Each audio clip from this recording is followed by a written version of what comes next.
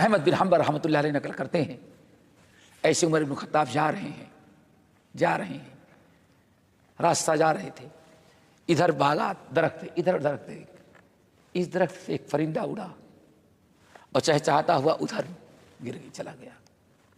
وہیں کھڑے ہو کر کے رونے لگے، کاش، لوگ دیکھ رہے ہیں، کاش عمر اس درخت کا پتا ہوتا، بکری کھا کر کے مینگنی کرتی نکل گیا ہوتا، کاش یہ کوئی پھل ہوتا، لوگ کھا لیتے، ختم ہو جاتا۔ لیکن اللہ نے انسان بنایا ہے، قیامت کے دن زندگی کے ایک ایک لمحے کا اللہ تعالیٰ کے سامنے کھڑے ہو کر کے حساب دینے کی ذمہ داری ہے۔